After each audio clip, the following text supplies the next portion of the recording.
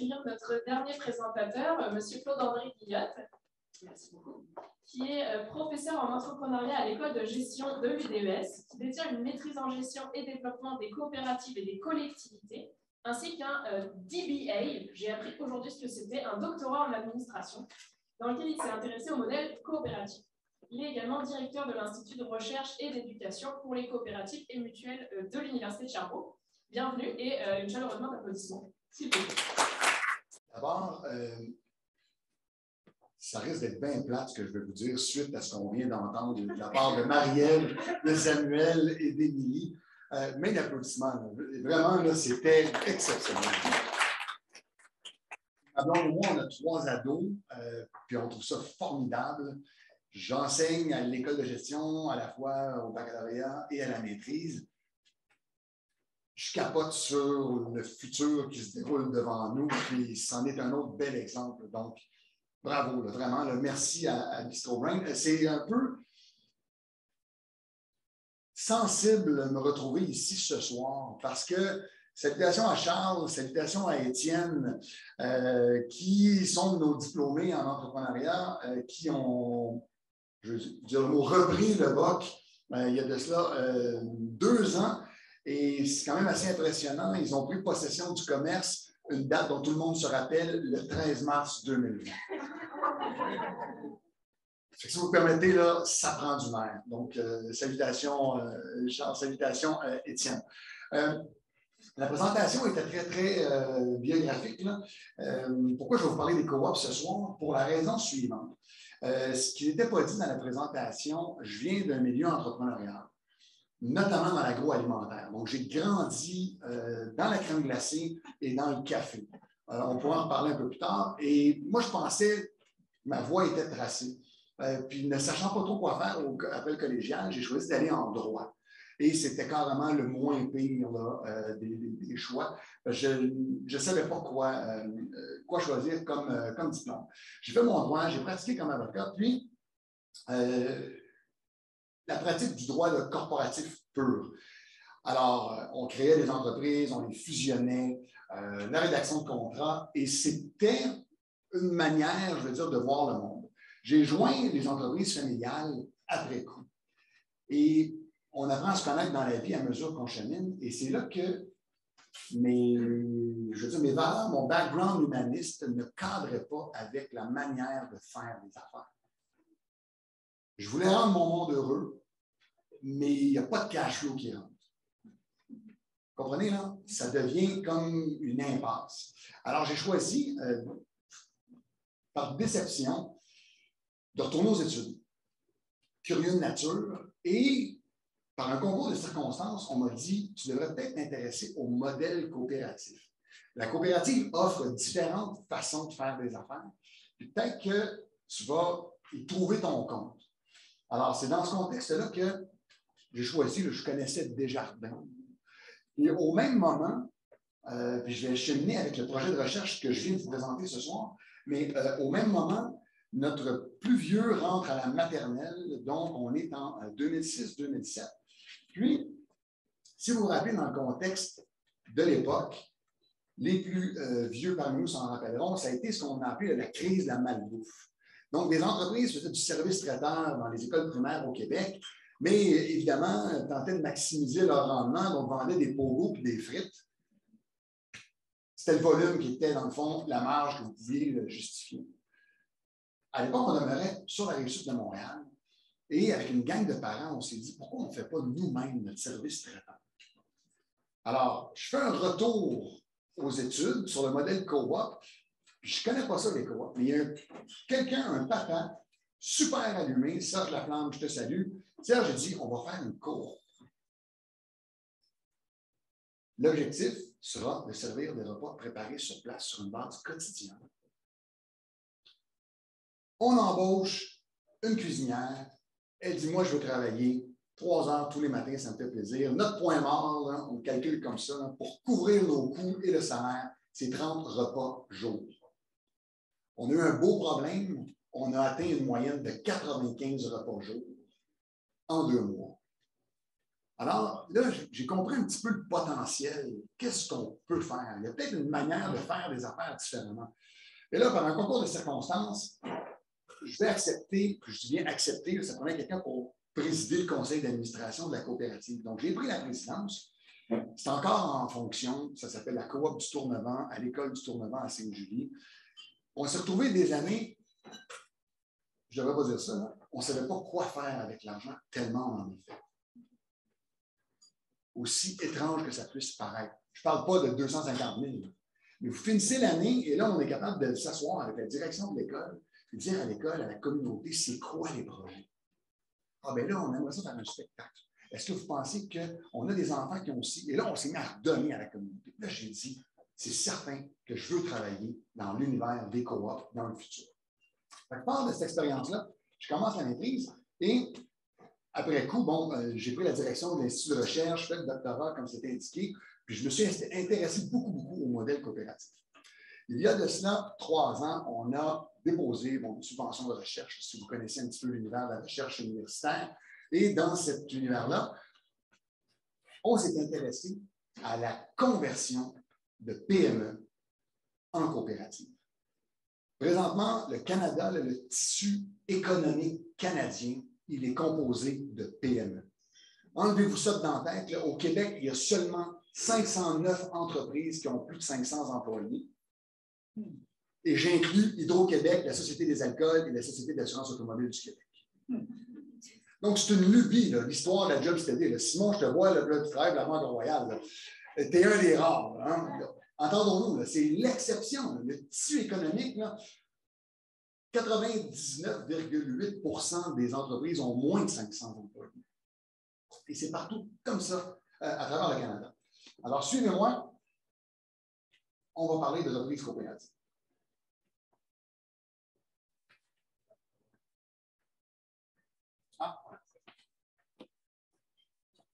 Alors, est-ce que vous avez déjà envisagé d'acquérir l'entreprise où vous travaillez? Est-ce que vous avez déjà envisagé d'éviter la fermeture d'un commerce que vous appréciez ou de reprendre une entreprise avec d'autres personnes? J'enseigne en entrepreneuriat, on cherche à réinventer la roue, ça n'arrivera pas, elle fonctionne bien, ou le bouton à 4 trous, ça n'arrivera pas non plus. On est à une époque charnière où il y a un changement intergénérationnel. Les boomers vont devoir tranquillement planifier leur retraite. Quand on parle de reprenariat coopératif, ça va être la reprise d'une entreprise en totalité ou en partie par une coop pour l'exploiter conformément aux règles d'action coopérative. Alors, c'est de prendre à la fois les actifs, la coquille juridique et les employés et de la transférer au sein d'une coopérative. Il y a différentes manières de l'opérer. On dit d'abord et avant tout que les coopératives sont centrées sur les personnes. Beaucoup de recherches, notamment en philosophie, ont établi, puis le modèle coopératif, là, ne pensez pas là, que ça existe depuis Desjardins. Là. On fait de la coopération depuis que le monde est monde, notamment dans les secteurs typiques comme l'agriculture. C'est beaucoup plus facile de se regrouper pour mettre en marché du grain, une production de végétaux, que de le faire seul. Donc, le Canada a été développé en grande partie par le modèle coopératif dans l'agroalimentaire. Si on prend l'Allemagne, si on prend le Québec à cause de Desjardins, on a pensé que l'épargne collective pouvait être un moteur du développement. Le maire de la guerre en affaires, Étienne, c'est le cash. Donc, si on est capable collectivement de se créer un capital, bien, on va se doter d'organisations comme Desjardins, qui de 26,10 $ par un heureux soir de 1901 s'est transformé en 330 milliards d'actifs en 2021. C'est l'effet de groupe. En Allemagne, pensez à Raiffeisen, c'est un groupe immense qui s'étend partout dans les Balkans. C'est l'origine de Desjardins. Desjardins s'est influencé par ce modèle-là. Et il y a d'autres manières, notamment le concept de coop de travail, coop de producteurs. Ce sont des individus qui vont se regrouper pour justement opérer ensemble leur entreprise. La moitié du secteur ambulancier québécois, notamment, est constitué de coop de travail. Donc, les travailleurs sont collectivement propriétaires des ambulances, de la caserne, puis dans certains cas, on opère le 911. notamment en Outaouais, tous les services préhospitaliers sont regroupés au sein de la coop des travailleurs ambulanciers. Donc, l'humain est au cœur du projet, comparativement à l'idée de maximisation de l'avoir des actionnaires. Et parce qu'elles n'appartiennent pas à des actionnaires, bien, les avantages économiques et sociaux qui résultent de leur activité ont un effet que je qualifierais de développement durable, où on met l'humain, l'environnement et de saines pratiques de gouvernance pour un développement harmonieux. On parle de 4 modèles principalement de coopératives au Québec. Coopératives de producteurs, donc pensez par exemple à secteur agricole, des producteurs se mettent ensemble, possèdent des usines de transformation pour justement amener le produit au marché. Coopérative de consommateurs en haut à gauche. À quoi on pense? Desjardins. Coop d'alentour. Parce que tout à l'heure, Marie-Ève, hein, s'il y a une bannière que moi j'aime, c'est la coop d'alentour. D'autres? Montenegro Coop, qui malheureusement est décédé de sa vie coopérative l'an dernier. Donc, Desjardins en est parce qu'on est consommateur.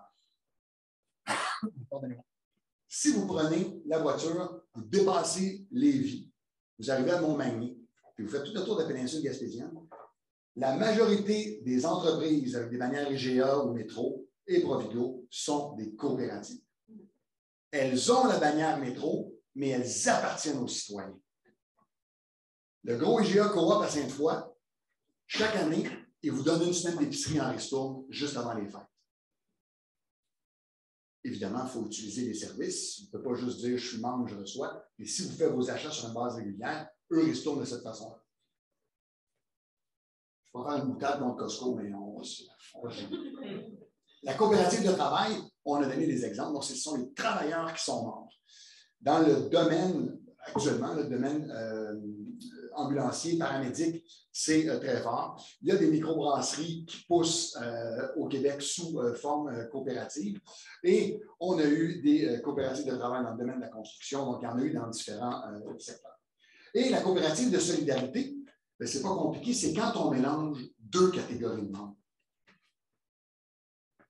On peut avoir les travailleurs avec des consommateurs. Donc, on peut jumeler les travailleurs et les consommateurs. Donc, la coopérative de solidarité, qu'on avait créée à l'école du Tournement, qui existe toujours, bien, les travailleurs siégeaient avec nous autres au conseil d'administration et les familles étaient les autres membres pour compléter.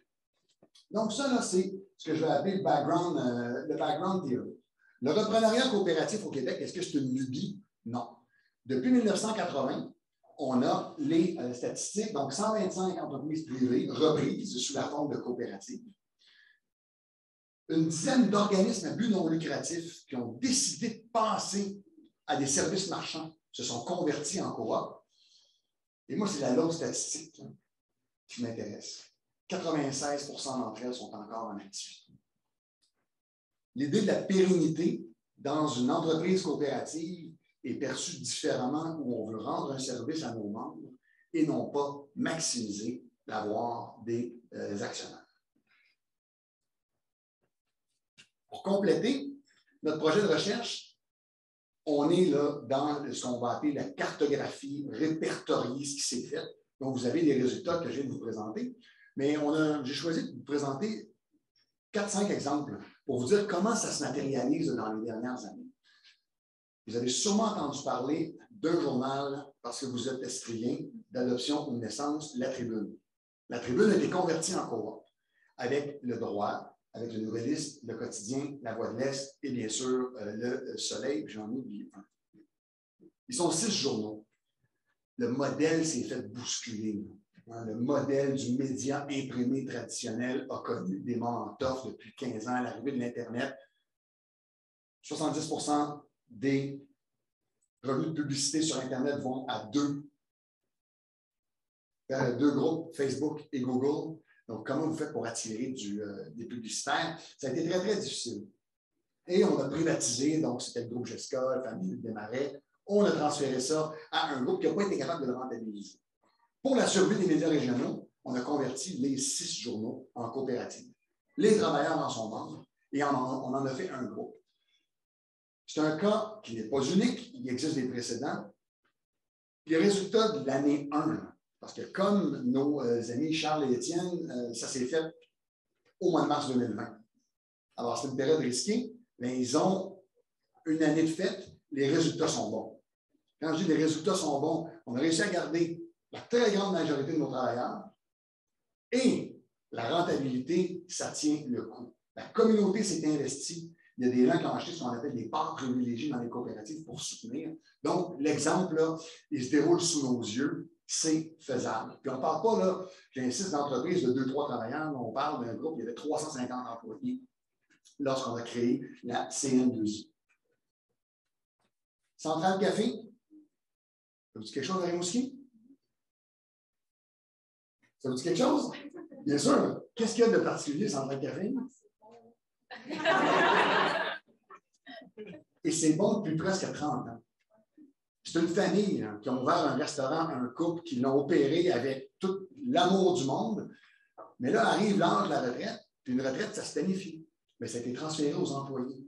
Donc, vous avez une trentaine d'employés membres de la coopérative et une cinquantaine d'employés au total. La pérennité est assurée.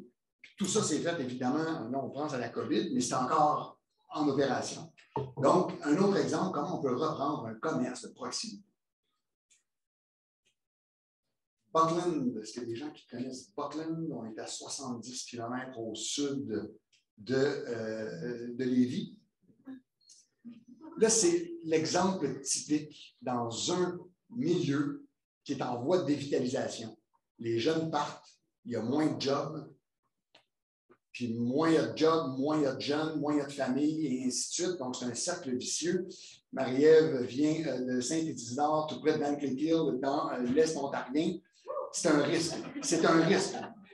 Et des municipalités comme ça, là, il y en a 1000 au Québec. Comment on fait pour les garder en vie?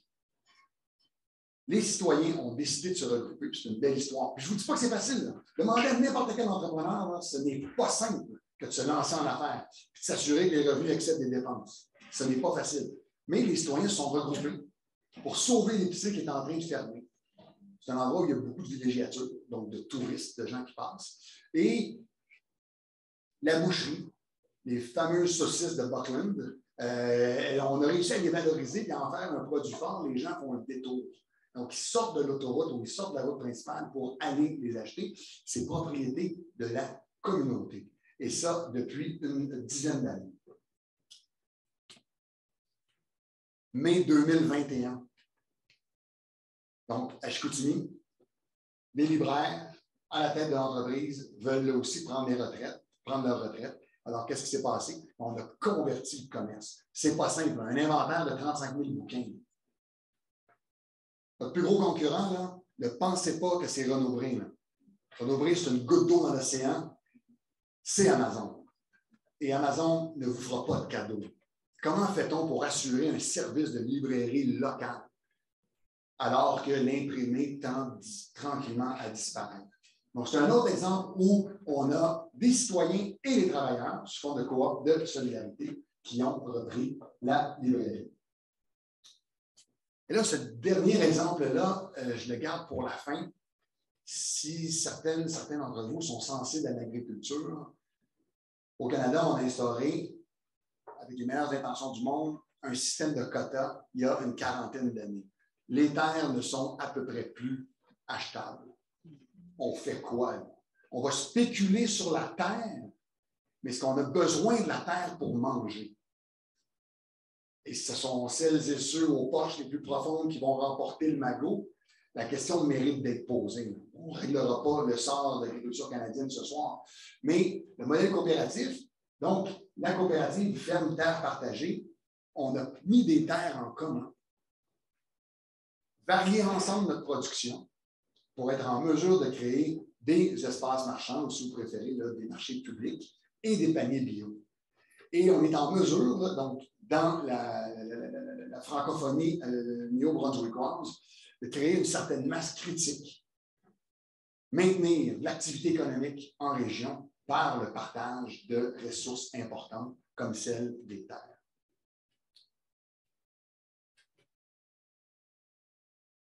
Je ne sais pas si j'ai réussi à vous convaincre, la pertinence ou du potentiel du modèle coopératif.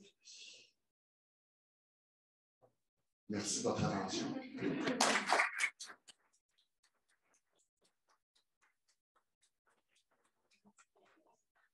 Je ne sais pas pour vous, mais moi, ça me donne vraiment foi en l'humanité de voir des présentations comme ça parce que je trouve que ces modèles coopératifs, c'est quelque chose qui me touche personnellement.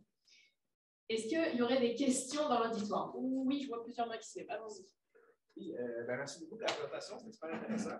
Tu as parlé beaucoup de l'impact des PME, mais ce que j'ai retenu, c'est que comme pour le justifier, cet impact-là, tu te dis que 98,8% des entreprises sont des PME.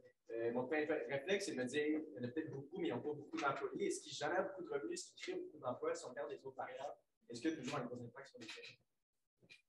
Donc la question étant, comme il y a 98,8% de PME, est-ce qu'ils ont vraiment un impact considérable au niveau des employés et finalement des revenus qu'ils génèrent par rapport au reste des entreprises qui ont peut-être plus d'employés, plus de revenus? En termes, par exemple, de PIB, je n'ai pas la réponse. Mais en termes d'emploi, en termes de nombre d'emplois, la très, très grande majorité, 54% des emplois au Canada se retrouvent dans des entreprises de moins de 5 employés. Et c'est 87% des emplois au Canada qui sont dans des entreprises de moins de 20 employés. Alors, le justificatif du projet de recherche, je vais faire un petit bout de chemin là-dessus, était celui-ci. On pense généralement au transfert d'entreprise de 3 manières. La famille, un management buyout, où vous avez des cadres qui rachètent l'entreprise, des cadres à l'interne, des gestionnaire, ou on vend un tiers. Si vous avez lu le journal Le Devoir hier, il y a une étude qui est sortie, c'était la BDC, si ma mémoire est bonne. On estime à 20 000 PME québécoises, donc le nombre de PME qui vont devoir changer de main en 3 ans. Je vous pose la question, est-ce qu'on va être en mesure de trouver assez de familles ou assez de cadres ou assez de tiers acheteurs? Alors, on propose une 4e voie, qui serait celle de la reprise par les travailleurs ou par la communauté. Oui, tu vois, merci. Je pense qu'on avait une autre question dans le fond maintenant.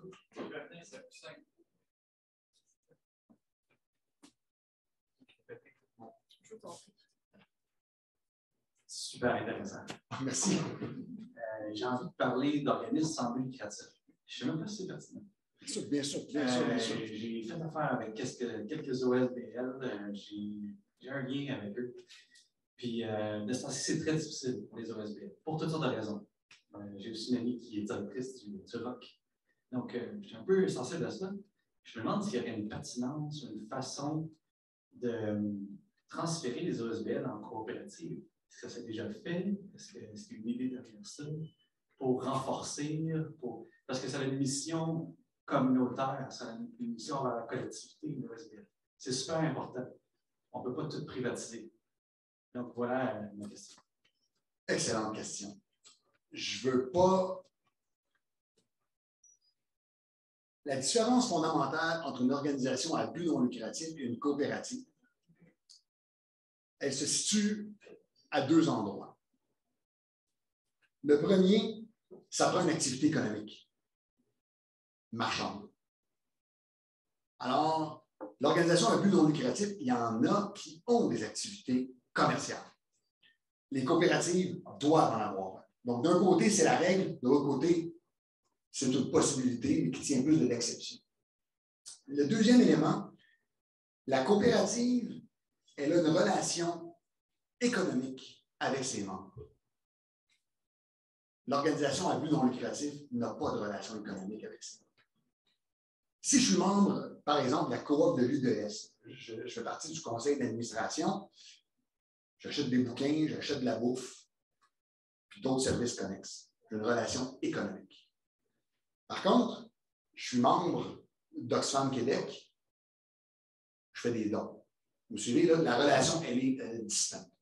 Est-ce qu'il y a lieu, puis c'est difficile, le milieu communautaire, là, et là, loin de moi l'idée de, je vais dire, dénigrer. Là. On a besoin des OBNL. C'est incroyable, les services qui sont rendus. Claude Bélan, l'ancien président du Mouvement des Jardins, disait souvent « Enlever le bénévolat, le Québec fait faillite ». On s'entend là-dessus. C'est clair et net. Et beaucoup de coopératives vivent du bénévolat. Buckland, là, celle que je vous ai présentée, on estimait en 2019 à 80 heures semaine de bénévolat fait par des citoyens. Donc, mettez ça à 15 $ de l'heure, l'entreprise ne faisait pas ses frais. Donc, on en a besoin. Est-ce qu'il y a lieu de convertir l'OBNL en coopérative? J'ai des doutes. L'OBNL a une mission, il ne faut pas la pervertir. Parce que si on est à la fois une organisation qui veut aider à un groupe de démunis, la portion commerciale doit nourrir celle-ci. Trouver un équilibre, c'est pas simple. C'est pas simple. Alors, dans certains cas, on peut y arriver. Je ne dis pas que c'est impossible, mais il y a un équilibre parce que la mission première de l'organisation à but non lucratif, c'est justement de rendre des services aux gens envers lesquels elle s'est engagée. J'avais une idée derrière la tête. Les OSBL, c'est subventionné par. Ultimement, il y a un lien économique entre ces bénéficiaires et l'OSBL, mais il est extrêmement indirect. Ça crée plein de problèmes. Là, c'est là que je me dis, en rapprochant de ces bénéficiaires le lien économique, est-ce que ça aiderait pas? La question étant, est-ce qu'en rapprochant, en enlevant en fait l'intermédiaire gouvernemental entre les OSBL et les personnes que l'OSBL va desservir, est-ce que ça ne permettrait pas d'améliorer dans le fond le service offert par l'OSBL? C'est ça.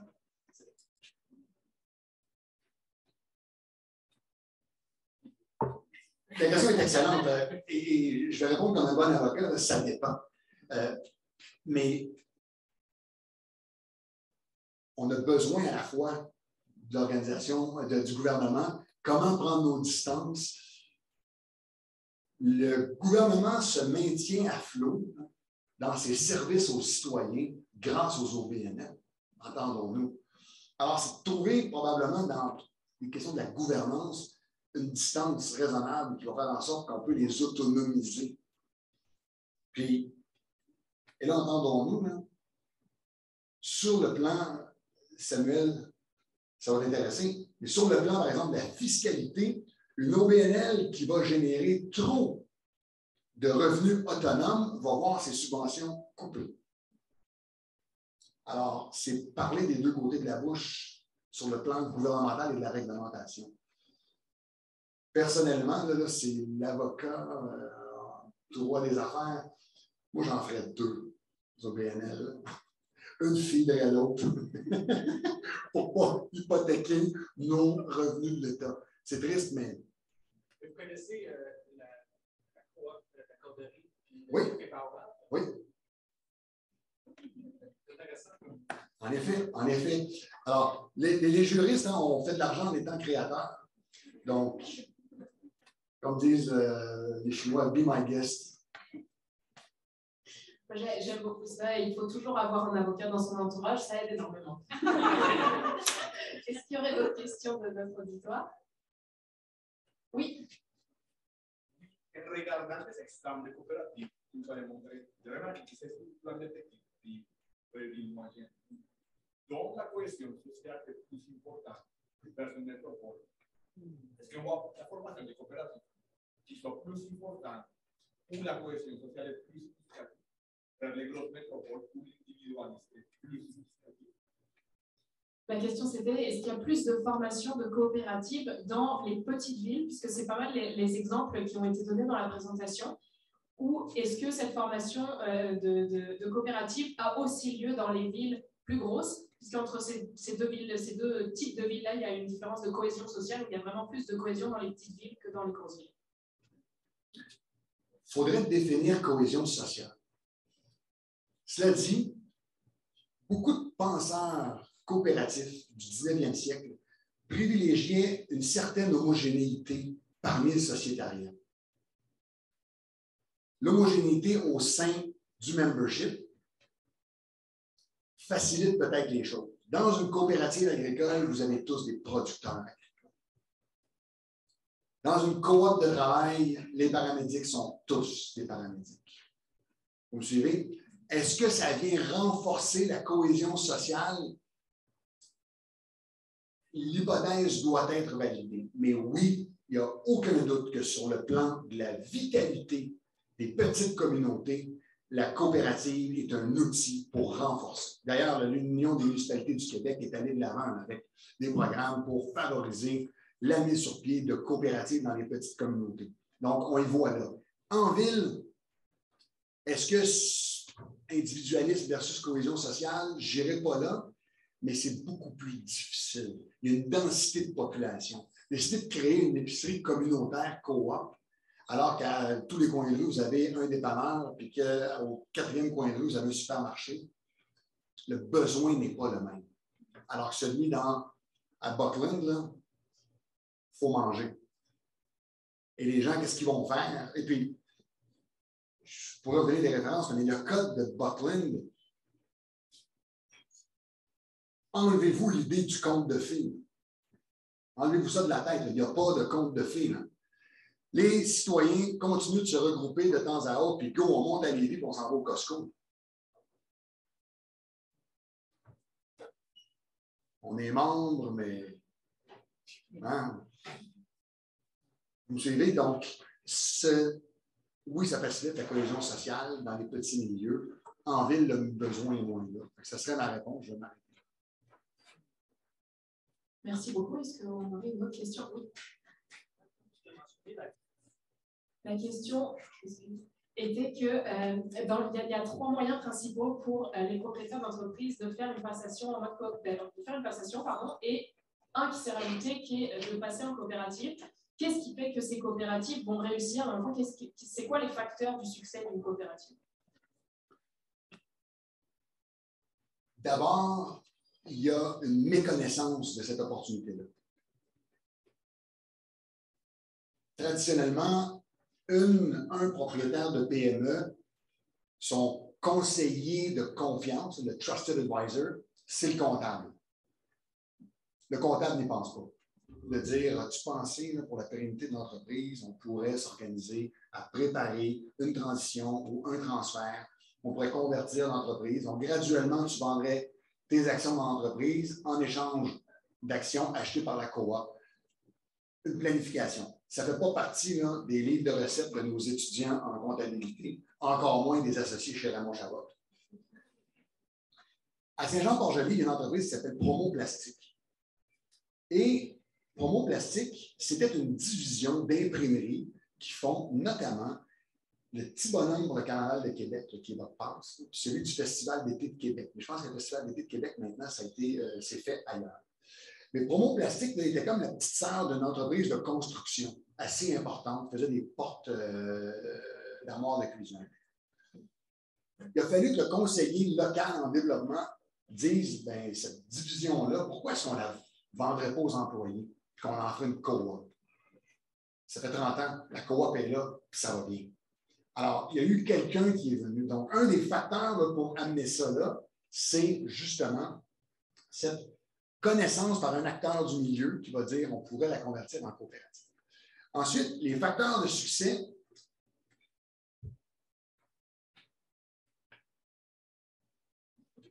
C'est tout un changement de culture.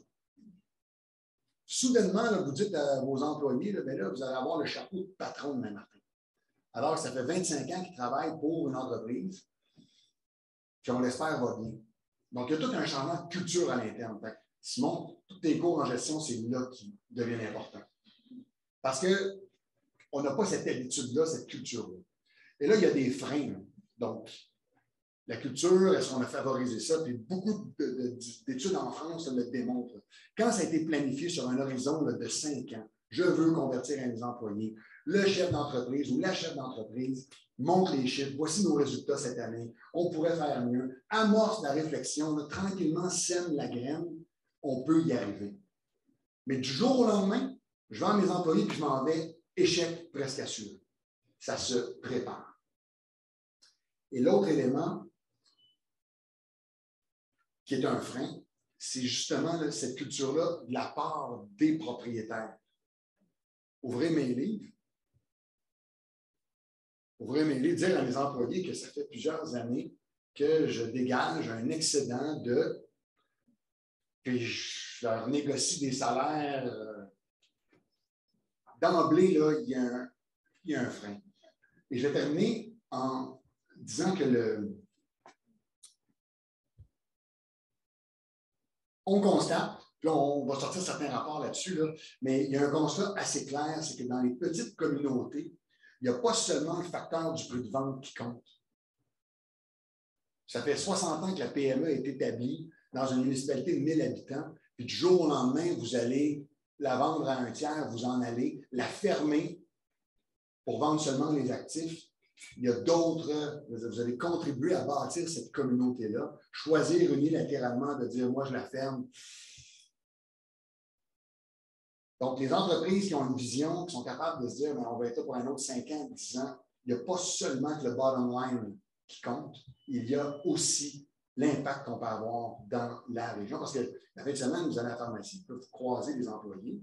Votre enfant est dans la même équipe de baseball que les enfants des employés.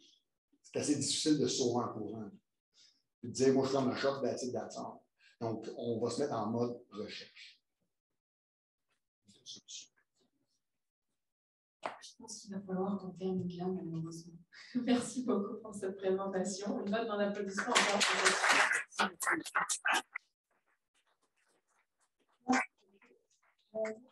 pour nos auditeurs, encore une fois, pour avoir été là aujourd'hui. Je vais vous rappeler les prochains événements de Bistro Brain. Donc, la semaine prochaine, à Montréal, on a notre 5 à 7 Bistro Brain, la fibre, donc pour la parution du numéro de la fibre de Science 5 et un journal de vulgarisation scientifique, je m'excuse. Et on a également le 8 décembre prochain, ici même, Quoi de neuf docteur, qui va être notre prochain 5 à 7. Ce vendredi, si le cœur vous entend, vous pouvez écouter le prochain épisode de notre podcast La tête à Papineau, où on va parler d'un site de fouilles archéologiques ainsi que d'un modèle d'étude du cancer colorectal.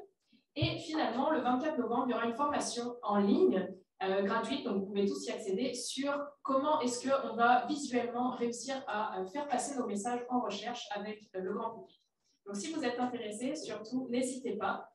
Et pour terminer, je pense qu'aujourd'hui est une journée particulière pour Bistro Brain, puisqu'on a l'anniversaire d'une de nos membres, qui est Marjorie, qui est tout au fond là-bas, près de la porte, avec son appareil photo.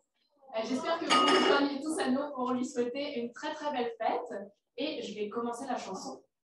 En français, parce que je sais pas, en français de France, parce que je sais pas trop c'est quoi vous chantez, mais joyeux anniversaire, Marjorie. Joyeux anniversaire, Marjorie. Marjorie. Joyeux anniversaire.